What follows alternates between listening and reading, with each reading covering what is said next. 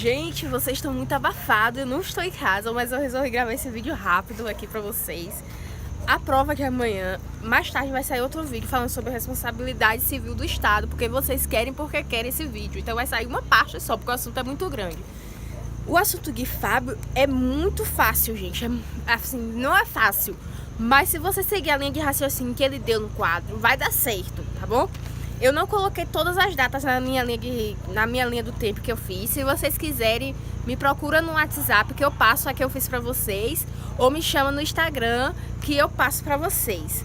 A primeira data importante que a gente tem que saber é 22/4/1500, que foi a data do descobrimento do Brasil, quando Portugal chegou aqui, né? Dom Pedro chegou aqui, todo mundo chegou aqui e descobriu o Brasil. E é importante saber também que quando Portugal descobriu o Brasil, o direito que ficou regido aqui no Brasil foi o direito de Portugal, obviamente, né? Claro. Aí, 530, que foi as disposições manuelinas e afoncinas, pessoal, que é do rei Afonso e o rei Manuel. É muito fácil isso. Que era o que eles ordenavam, as leis deles que mandavam aqui no Brasil. Por isso que são manuelinas e afoncinas, tá? Isso em 530. Também havia em 530 as capitanias hereditárias, que era a forma que era administrada as coisas por aqui, entendam? Capitanias hereditárias era a forma que eles chamavam a administração, como eles administravam. Aí, nessa época também, teve o governador geral, que ele tinha provedor, ouvidor e capitão. Se vocês forem procurar lá na linha do tempo, vai estar trazendo as funções. Se vocês quiserem, eu coloco aqui depois. Não vou falar porque é muita coisa, tá bom?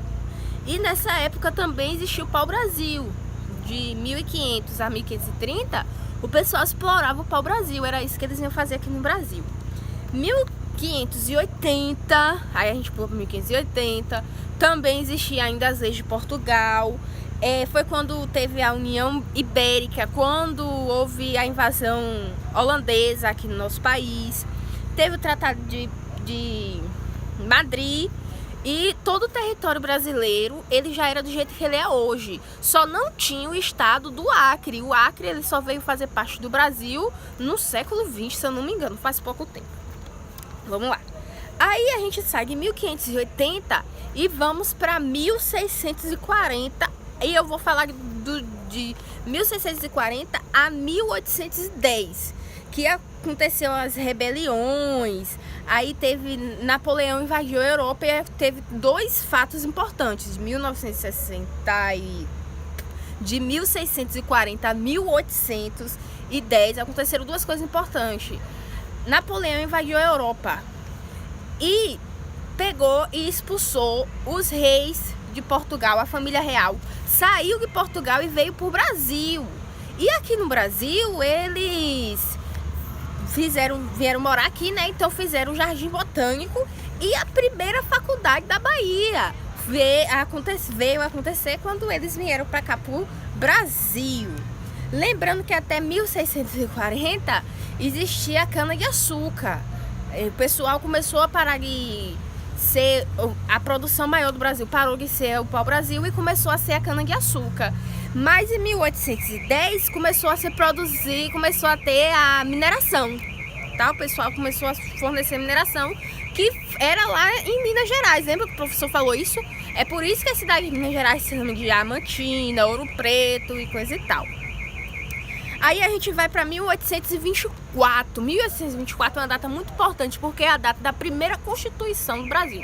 Então essa data não tem como esquecer. 1824, o ano da primeira data da primeira Constituição do Brasil, que foi feita por quem? Dom Pedro I. Ele, em 1823, ele pegou e reuniu uma Assembleia Constituinte. Porque ele disse assim, vamos reunir a Assembleia Constituinte para fazer a Constituição. Mas no ano seguinte, ele mesmo pegou e fez. Óbvio que ainda existia escravidão no Brasil. Então, se existia escravidão no Brasil, essa Constituição só ia beneficiar os ricos, principalmente alguns portugueses e os funcionários públicos da época, ok? Aí, daí, a gente tem mais algumas datas, mas eu pulei porque são datas que falam que presidente Deodoro de não sei das quantas, é de 1910. Então aí eu pulei isso aí porque eu não acho necessário, mas o professor sempre acha necessário o que a gente não acha necessário, então é bom você dar uma olhada nessas datas aí.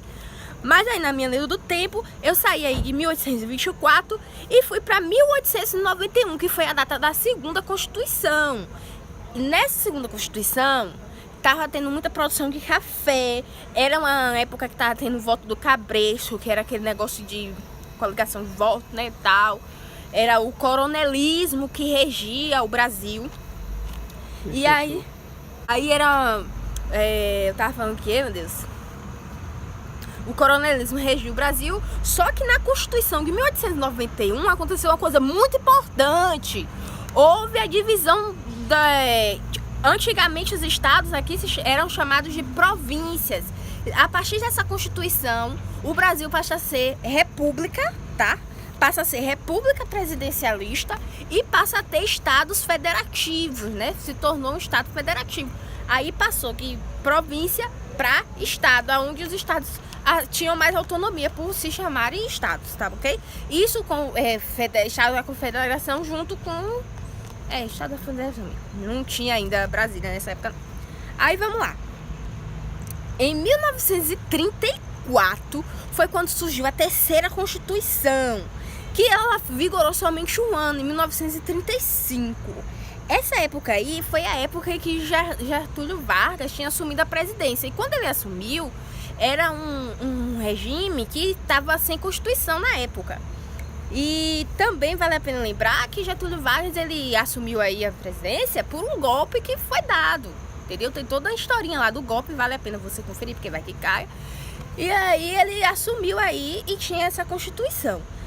Ele pegou, tá? E fizeram um movimento de Estado Novo, foi quando ele deu o golpe. Para ele continuar no poder, ele deu o golpe e fez um movimento de Estado Novo, aonde ia se reunir uma Assembleia Constituinte.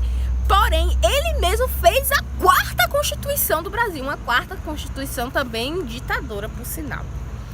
E é de 1937, a quarta Constituição, junto com o golpe. Porém, teve uma coisa muito importante nessa Constituição, que foi a CLT. Foi com Getúlio Vargas que nasceu a consolidação das leis trabalhistas. Foi ele que fez na Constituição de 1937.